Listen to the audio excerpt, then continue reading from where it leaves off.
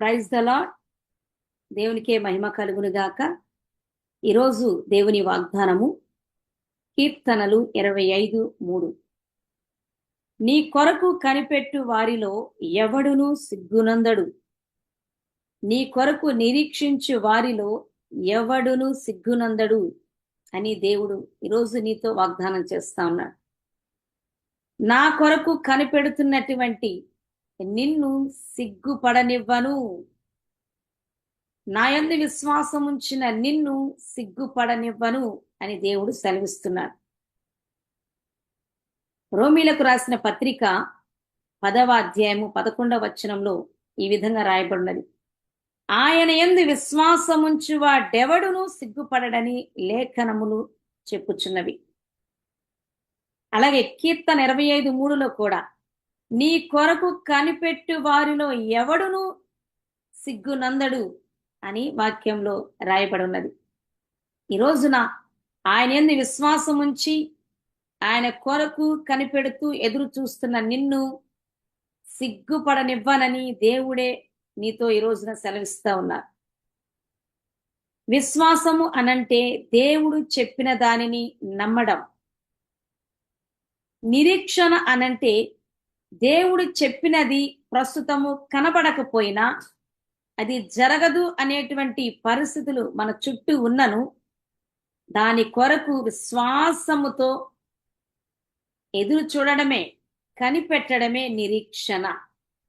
ఎందుకంటే దేవుడు మనతో చెప్పినటువంటి తన ప్రణాళికలు, వాగ్దానాలు అన్ని కూడా ప్రస్తుతము అవి నెరవేర్చబడలేవు అనేటటువంటి పరిస్థితులు ఉంటాయి. నమ్మడానికి, నిరీక్షణకు ఆధారం లేనట్టుగా అవి ఉంటుంటాయి.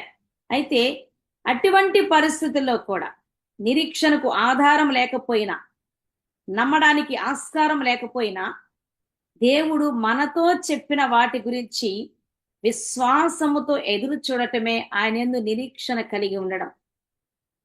రోమీలకు రాసిన పత్రిక 8వ అధ్యాయము 24-25లో ఆ విషయాలే రాయబడి ఉన్నాయి.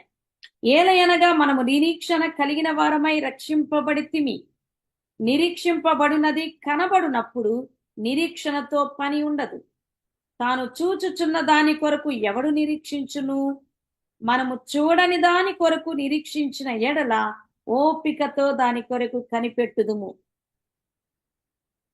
మన ఎదుట అన్ని కనిపిస్తా ఉన్నప్పుడు వాటి గురించి మనం నిరీక్షించాల్సిన అవసరం ఏమీ ఉండదు.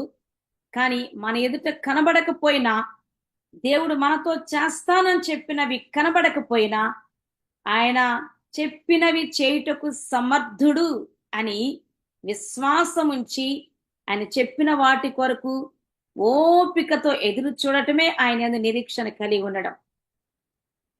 బైబిల్లో గమనించినట్లయితే ఇక్కడ కీర్తన 25:3లో దావీదు రాస్తున్నటువంటి మాట, దేవా నీ కొరకు కనిపెట్టు వారిలో ఎవడును సిగ్గునందడు. దావీదు అనుభవపూర్వకంగా ఈ మాట రాస్తూ ఉన్నాడు. ఎందుకంటే దావీదు ప్రారంభంలో దావీదును సమూయేలు అభిషేకిస్తూ, దేవుడు నిన్ను ఇశ్రాయేలులకు రాజుగా, అధిపతిగా చేయబోతున్నాడు, ఒక దేశాన్ని ఏలడానికి నిన్ను అధిపతిగా నియమించి ఉన్నాడు అని చెప్పి అభిషేకించినప్పుడు అతని వయస్సు కేవలము 17 సంవత్సరాలు మాత్రమే.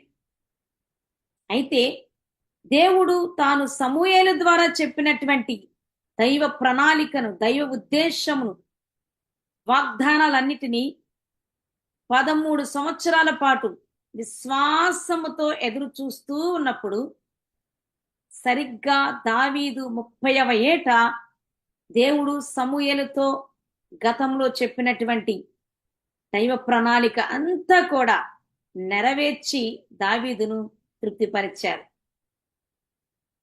అలాగే అబ్రహాము శారలతో మంచి వృద్ధాప్యములో, నిరీక్షణకు ఆధారమే లేనటువంటి పరిస్థితులలో, వారి శరీరాలు మృతతుల్యమైపోయినటువంటి పరిస్థితులలో, నేను మీకు సంతానమును అనుగ్రహిస్తాను, నీ సంతానము ద్వారా నేను నిన్ను ఆశీర్వదిస్తాను, నిన్ను అనేక జనములకు తండ్రిగా చేస్తాను అని వాగ్దానం చేసినప్పుడు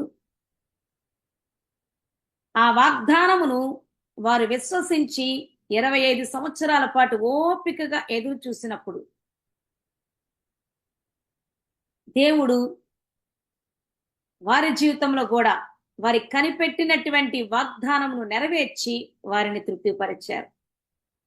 ఈరోజు దేవుడు నీతో ఎన్నో ప్రణాళికలను తెలియచేశాడు. తన ఉద్దేశాలను బయలుపరిచారు. అనేకమైన వాగ్దానాలు నీకు చేసి ఉన్నారు. అయితే అవన్నీ చేసి ఎంతో కాలమైంది అని నీవు ఎదురు చూస్తూ ఉన్నావేమో. ఆ కార్యాల కొరకు, ఆ దైవ ప్రణాళికల కొరకు, వాగ్దానాల కొరకు, నీకు కావలసిన వాటి కొరకు ఓపికతో ఎదురు చూస్తూ ఉన్నప్పుడు దేవుడి రోజున నీతో సెలవిస్తున్న మాట, దావీదు జీవితంలో కార్యం చేసిన నేను, అబ్రహాము జీవితంలో చెప్పిన వాటిని నెరవేర్చిన నేను, నీతో చెప్పినవన్నీ నేను నెరవేర్చి నిన్ను కనపరుస్తాను.